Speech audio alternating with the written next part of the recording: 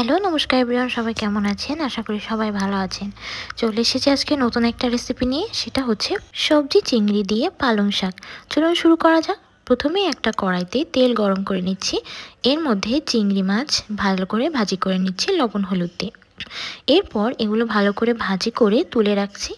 এখন আবার একটু তেল দিয়ে এটার মধ্যে 2টা তেজপাতা, 2টো কাঁচা লঙ্কা আর 5 ফোড়ন দিয়ে ভালো করে ভাজি করে নিচ্ছি।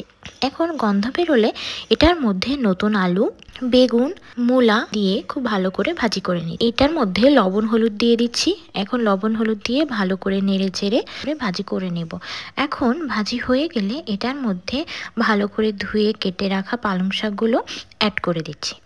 আর পাশে আর একটা কড়াইতে তেল গরম করে সেটার মধ্যে কিছু ডালের বড়ি ভেজে নিচ্ছি।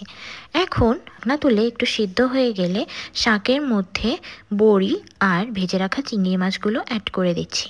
দিয়ে এটা খুব ভালো করে নেড়ে চেড়ে নিচ্ছি। নেড়ে চেড়ে নিয়ে একটু ঢাকা চেপে রাখছি আরও কিছুক্ষণ। তারপর আরও একটু সিদ্ধ হয়ে গেলে এটার মধ্যে মশলা অ্যাড করে দিচ্ছি। এখানে আমি 2 চামচ জিরা বাটা, 2 চামচ ধনিয়া বাটা আর হাফ চামচ গোলমরিচের গুঁড়া অ্যাড করে দিচ্ছি। আর এর সাথে সাথে 3টা লঙ্কা অ্যাড করে দিচ্ছি। খুব ভালো করে মিক্স করে নিচ্ছি। একটু লবণ অ্যাড করে দিয়ে ঢেকে রাখলে এটা রেডি। নামানোর আগে হাফ চিমটি মতো চিনি অ্যাড করে দিবেন, তাহলেই হয়ে গেল চিংড়ি মাছ দিয়ে পালং শাক রান্না। রান্নাটি ভালো লাগলে অবশ্যই লাইক করে দিবেন, কমেন্ট করে জানাবেন। নতুন হলে সাবস্ক্রাইব করে দেবেন। আজকে এ পর্যন্তই। Thank you.